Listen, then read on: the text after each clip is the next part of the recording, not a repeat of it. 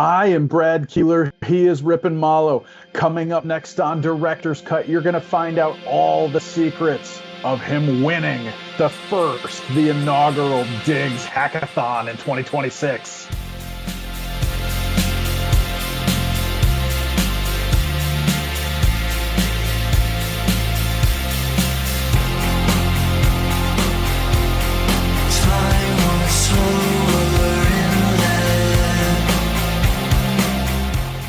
Hello again, everybody, and welcome to another episode of Director's Cut. My name is Brad Keelor. I'm the director of the Geo-Institute, and that is why we call this show Director's Cut. Every single week, until I'm fired or something else happens, I sit down with a different Geo-Institute member who has plenty of stories to tell, to share with you, dear viewers. Some of them are personal, some are professional, but all of them are fun. If you don't know anything about the Geo-Institute, after you watch this today, cancel all your plans for the rest of the day, go to geoinstitute.org, and there you're going to learn everything you need to know, including that we're a technical society with about 12,000 members, most of whom are geotechnical engineers and or geologists, and that we are part of the American Society of Civil Engineers. If you like what you see today, and I always feel very confident that you will, you should click like, subscribe, and get notifications, and we'll let you know every time we post something to the YouTube channel. Coming to us from Salt Lake City, Utah, where he's a PhD student at the University of Utah, the first University of Utah guest that we've had on Director's Cut somehow, and the winner of the first DIGGS Hackathon, it's Ripon Malo. Ripon, welcome. Thank you for doing this. Yeah, thank you. You too. We are going to have a good time today. We have 10 questions, the same way that we do every week, and 2 of them are the same that we ask everybody when they come on the show. We start with one of those. Describe your job in 45 seconds. Well, my name is Ripon Chandra Malo. I'm originally from Bangladesh, and currently I am doing a PhD in geotechnical engineering at University of Utah. And my current research focus on granular material, especially the compaction effect of granular material. So we do some simulation of numerical simulation and also a physical model. And from that experiment, we will predict some parameters that helps to develop in highway or something like that. And beside that, my dominant portion of my research is like artificial intelligence. So I usually do something in advanced machine learning and deep learning, and also and scientific machine learning. And beside that, my passion is doing some fun. So I create some develop some tools like software and made it open source.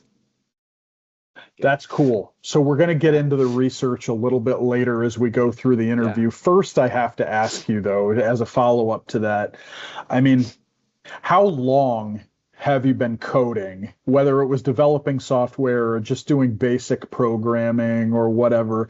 And what made you love it? Why did you start? Well, I start with something like building a simple website. Like during my undergrad, it's about 10 years ago, or more than that maybe. So I do freelancing and I start coding.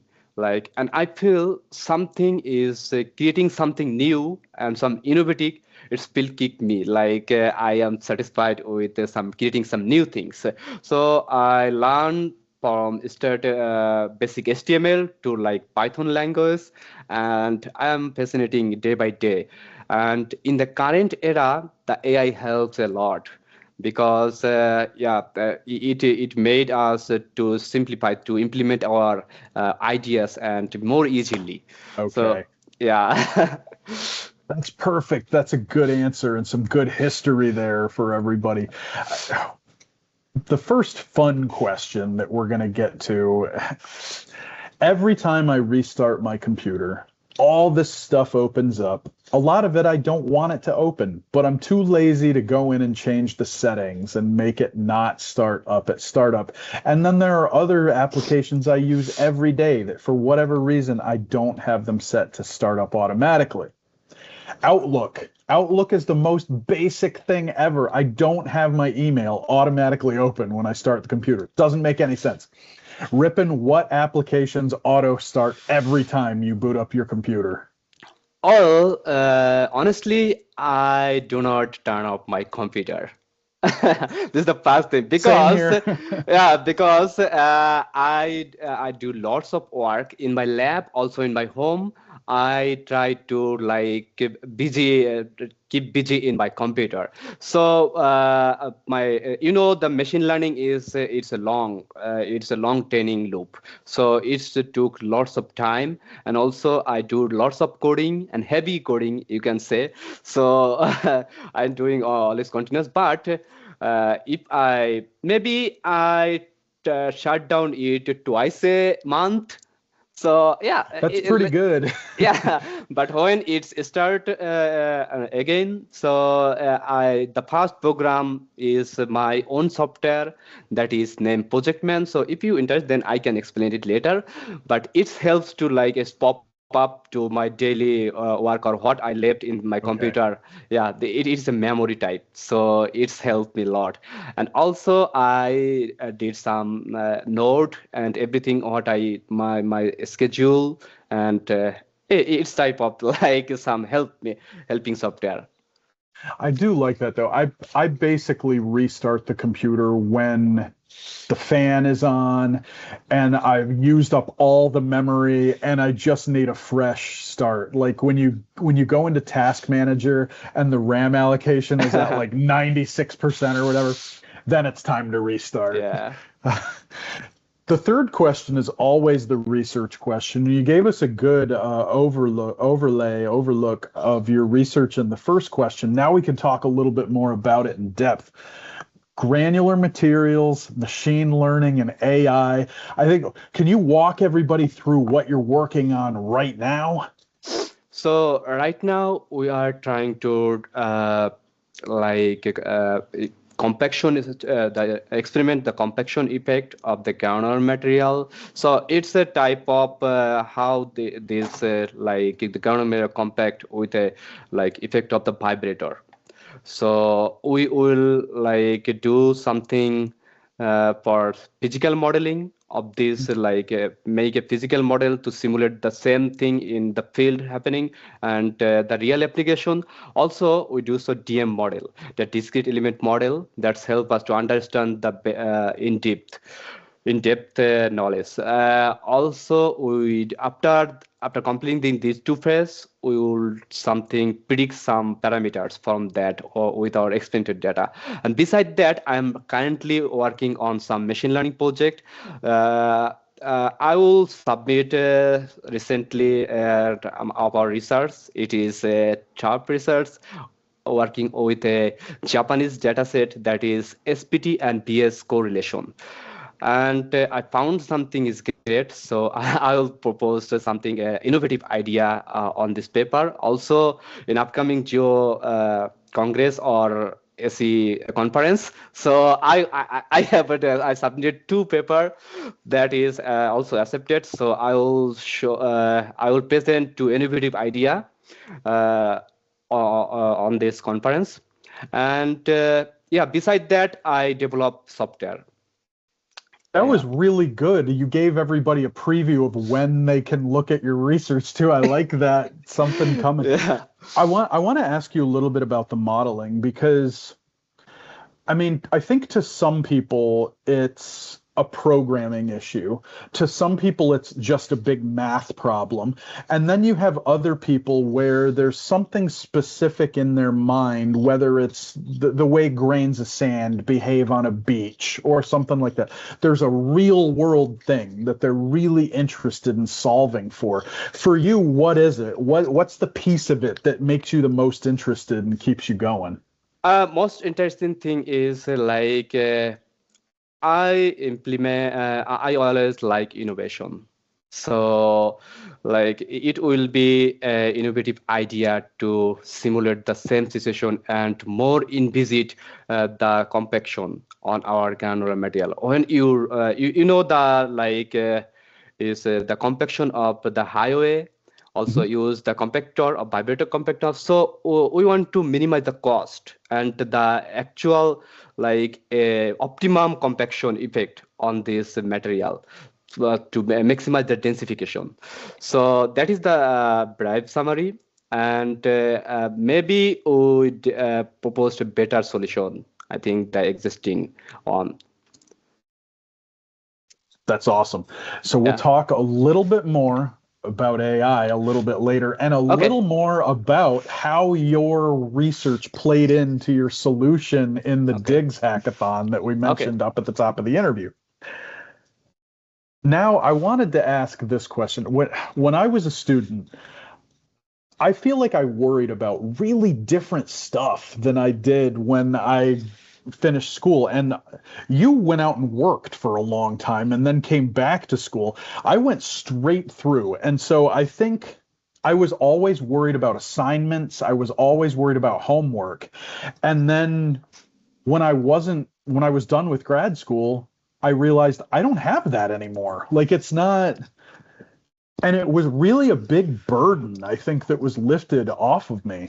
So for you, Ripon, what's something that you think about a lot as a student that you just don't want to worry about anymore? So yeah, there is lots of thing I am just missing, but the assignment I did and the project, class project, it's a learning curve. So during my masters, I did lots of that, but the every step and every assignment or every project, it's learned me. So I invest lots of time, and I think it's paid off. So yeah, currently I have good knowledge on these topics, and I'm getting lots of project also, so I can learn more. So I think every student should have to take it like a simple way to doing this. Don't worry about that, because it is a learning curve. And if you want to learn and invest your time beside your research project or something, so you need to know what is going on in the outside world.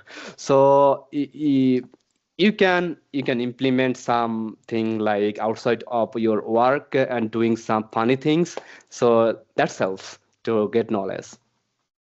I think what I didn't realize when I was a student is, if you had an assignment due or a paper or whatever, the professor would say it's due on this day.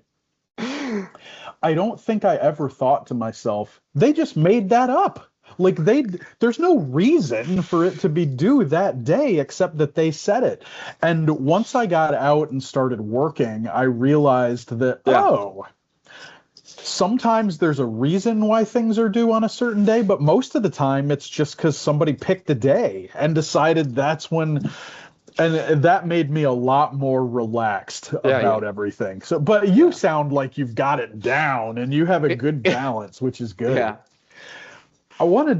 Since you do so much work with AI, I wanted to talk about it a little more, but not in the context of research.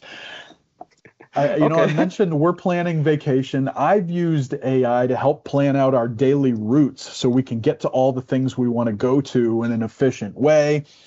I've used it to try and interview people who have passed away, like already, like all the way from Carl Terzaghi to like Kurt Cobain and musicians and actors and athletes and everything.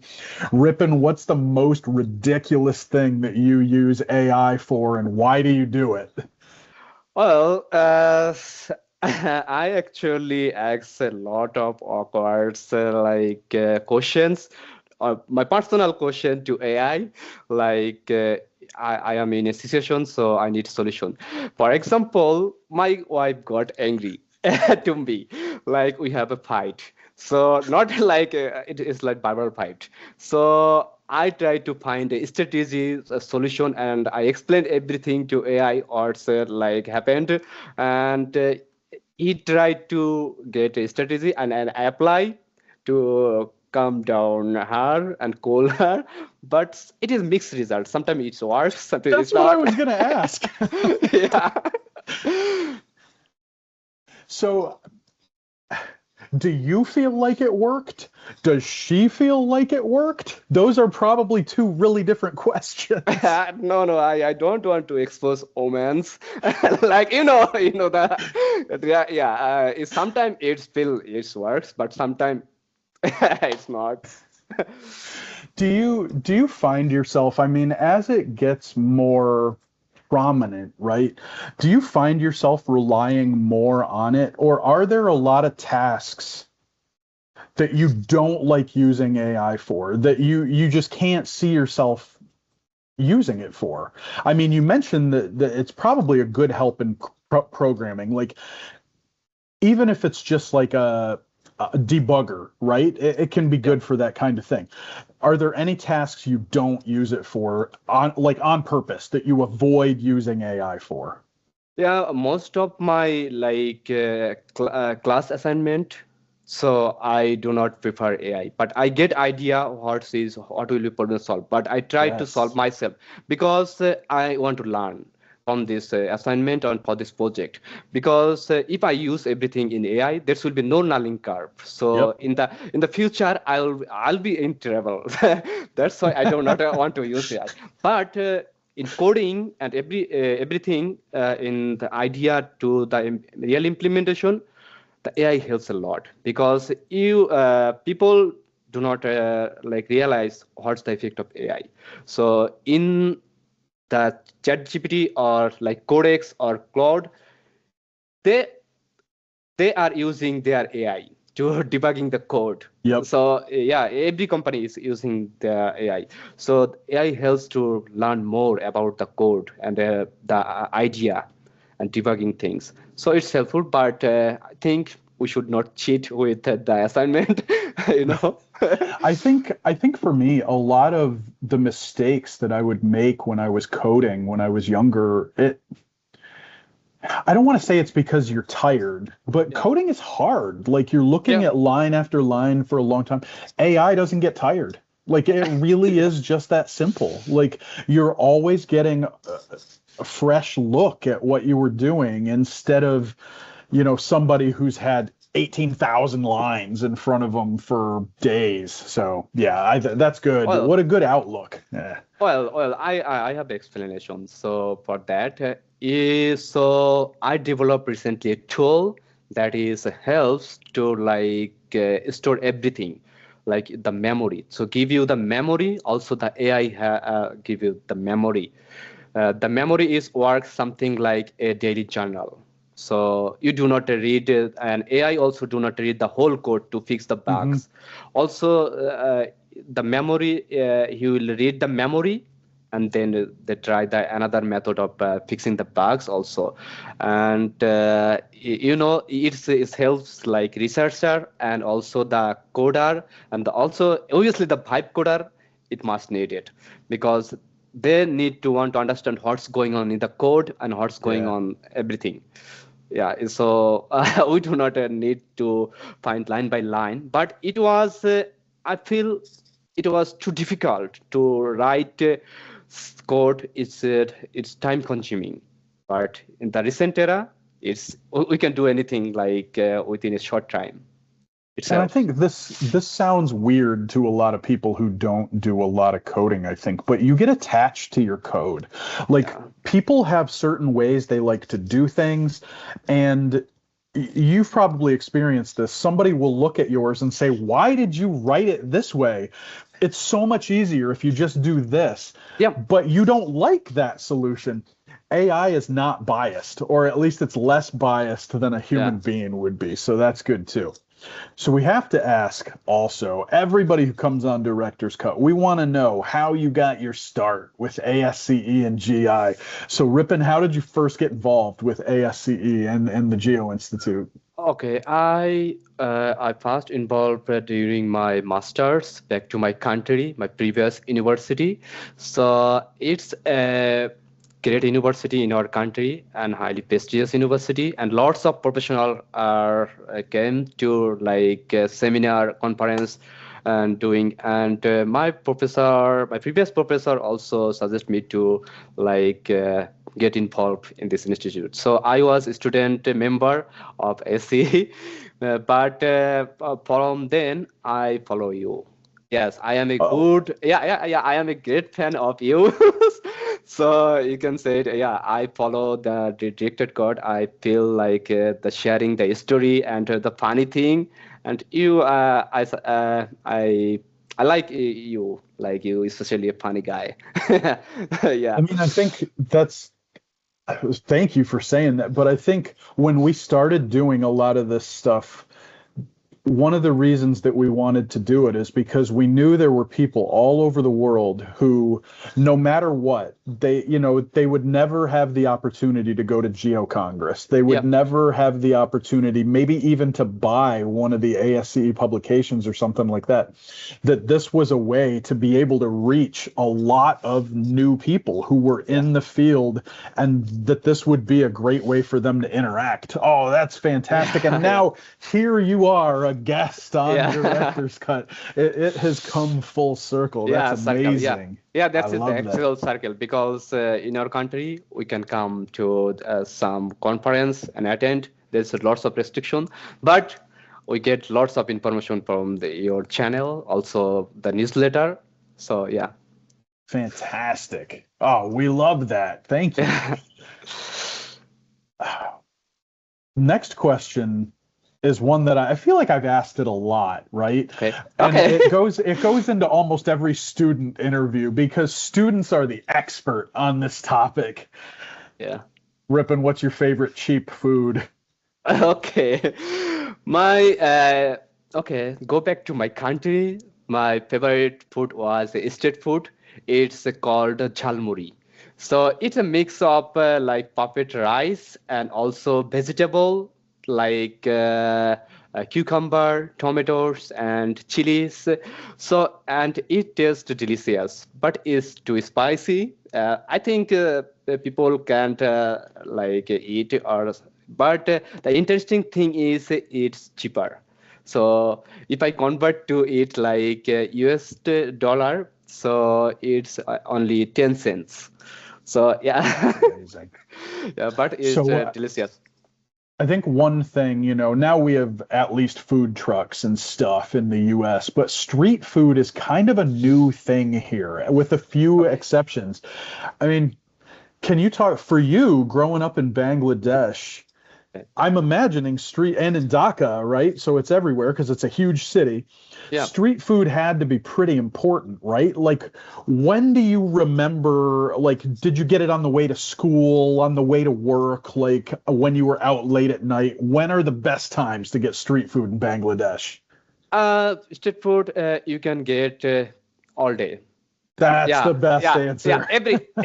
Everywhere and everywhere you can get in park. Also, you can get some like near a roadside and everywhere. If you and we have also tea stall in every like Oh. yeah. You can get some teas and some gossips. Lots of fun. So I miss that also. We got a stong. So you got to, I Yeah. always say Director's Cut is about food, sports, and music. And sometimes we just talk about a few other things too. What's your favorite tea? Because I know you've got one. What's Yeah, your yeah. favorite? My favorite tea is like green on. Yeah, I am more conscious about health, so I always try to take some healthy food and healthy drinks. So the green tea is my favorite. But we are famous for black tea in our country. Yeah, everyone is like tea with milk is most popular in our country, Yeah. but we have lots of uh, tea like lots of tea stalls here. Also, lots of we manufacture lots of tea and import also the tea and export. That's fantastic. Thanks for running us through that. That's really good. And Yeah, everybody who visits Bangladesh, now they've got something to look out for. yeah, And yeah, we'll find a recipe and put it down in the show notes below this. yeah. It So we're going to keep talking about Bangladesh here for a minute because I think for most Americans, it's still a place they might not know a lot about. Well, I say Americans, like everybody who watches this is American. Okay. This is for people all over the world, right? What is one thing about Bangladesh that everybody should know? Well, Bangladesh is a great country. We have 6 seasons. So yeah, every season you feel like different. In the rainy season, we have continuous rain like 7 days, but it's a armed rain, but not cold, no ice. So you feel like it's different feelings, and we have lots of river. And if you visit in our country, you love the rivers, all the rivers and the surrounding environment. And most interesting thing is if you must visit the place side or countryside in our country. So if you get there, people will be curious and highly respect you because they respect the foreigner. Also they has curiosity and you got the celebrity feel. Yeah, yeah, everyone want to take a photo with you. That's it. That's the interesting thing. That's amazing. And so we'll get Yeah. one follow-up here about it too, Yeah. because one thing that always fascinates me about South Asia and Southeast Asia is transportation, right? Yeah, yeah. What is the coolest method of transportation in Bangladesh? Okay, I think you should ride on rickshaw. It's some type three wheel, but it's like a bicycle. Yeah. Yeah. Oh, So yeah, this is cool thing. So you should try it. In the I New like York, that. yeah, I think in the New York is there are some rickshaw, I think, but it's expensive. So now you spent your last year at the University of Utah working on your PhD. You're going to be there for a little while. Okay. And I said at the beginning, you're the first guest that we've had on Director's Cut from University of Utah. So the pressure is on here. You have to Okay. tell everybody what's one thing about University of Utah that everybody should know. University of Utah is like a beautiful university. The surrounding nature, especially the mountains everywhere, and the fresh air. Also, if you visit the university as a student or as a professionals, you feel you are in vacation because the nature is like, yeah, it's wow type. But the everyone in the university is too much friendly. The student, the teachers, and also the staff and everyone friendly. My teacher and the teacher are motivate the students also. They explained everything simply. So I like this idea. So make a friendship with the teacher is like it's awesome thing, you know. And beside that, we have lots of cultural program in our university. So and Utah people are nice and very helpful. Have you been to any sports yet? Have you done football or basketball or anything like that? Okay, we do cricket. We love cricket, you know. So yeah, in our community, in Bangladeshi community, we arrange some cricket match, and yeah, in this maybe this summer vacation, we did we do a cricket match. So I attend them. I attend there. That's fantastic. Oh, I love that. So now we have to talk a little bit about the DIGGS Hackathon. We put it all the way at the end, but that's okay. You were the winner of the first DIGGS Hackathon. And for people who are not familiar with DIGGS, it started out as a very modest effort to standardize geotechnical reporting, and it has become this big open data project essentially for the geotechnical and geoenvironmental community. We ran a hackathon this year. This was the first one. We had 9 teams that competed. Ripon, you won. And got to go up on stage at Geo-Congress and have your photo taken and everything. So for you, I guess the first question is, what was the most rewarding part of participating in the DIGGS Hackathon? Well, I love innovation and I love problem solving.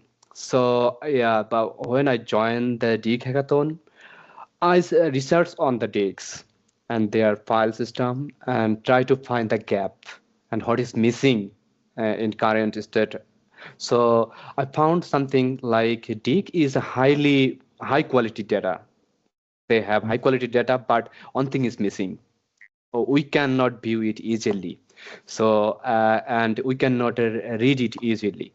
So I implement the idea like how can we easily interpret this data to viewable to any audience, like non-technical, non-geotechnical people.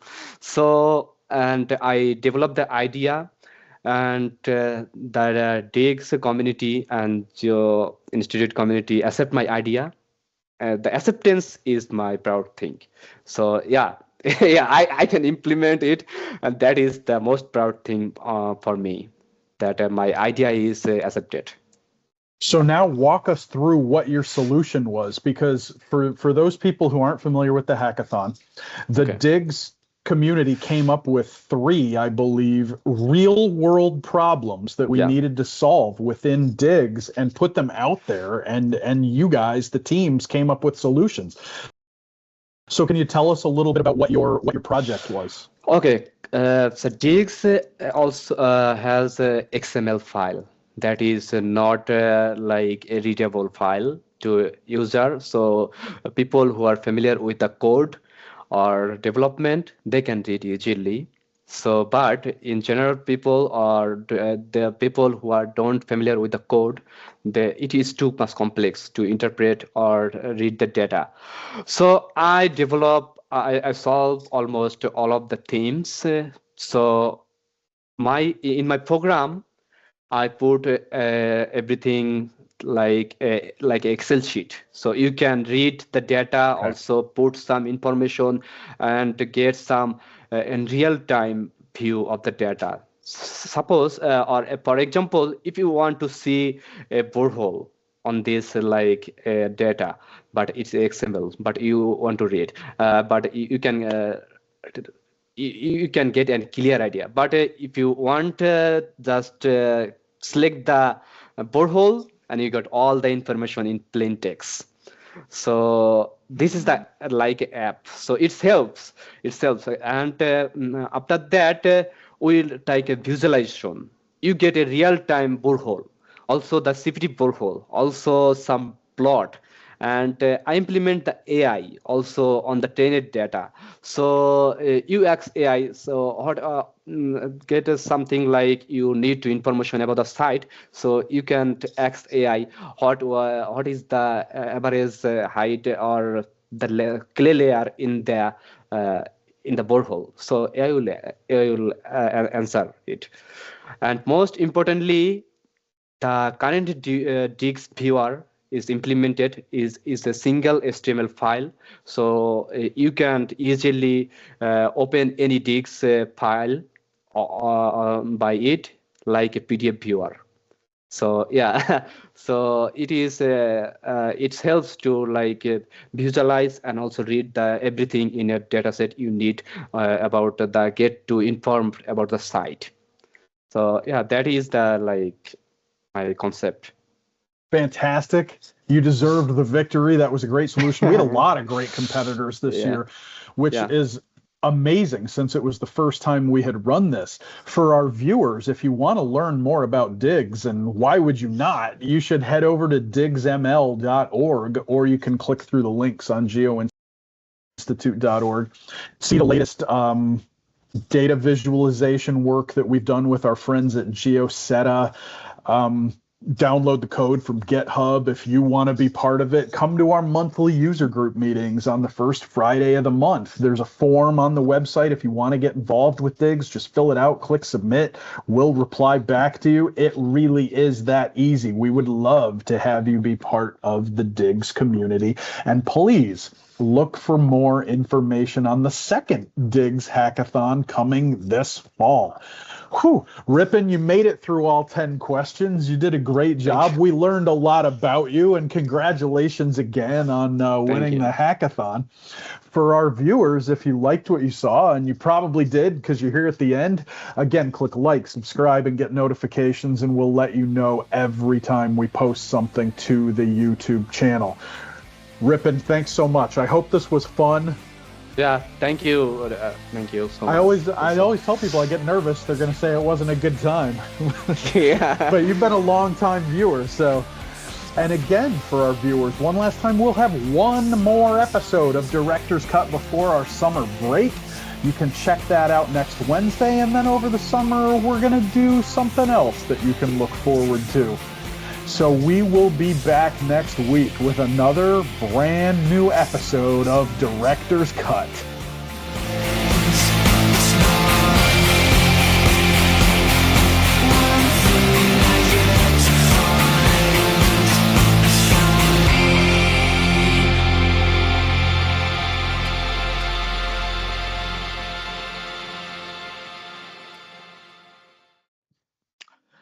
Okay, in our country, the most famous food is like biryani. We call biryani. So yeah, so it is a traditional food in our country. So everyone loved it. It's a type of mix with some meat, but it's different way and tastes like some different, and it's delicious to it. And you can make in your home. You can better search maybe YouTube to get the recipe, but I briefly just do something, just describe the recipe here. So first you need to cook the rice and also in the meat separately, and add the half cooked like meat, like chicken or mutton, or it's maybe other meats, but you need to mix some spices, and you can like heat it, and after some time it smell like wow. Yeah, you can get the recipe online, and because I am not familiar with cooking, so I do not want to mislead the recipe. That's all right. I mean, I always think the most important part, right, especially with biryani, is that you have to have some meat that has a lot of flavor. Like, yeah, you've probably noticed in the States, a lot of people like to use the boneless, skinless chicken. Yeah. No taste. You got to use chicken thighs for biryani, maybe, because there's some fat on there. It'll taste really, really good. That was fantastic. I love that. So yeah, we can put that all.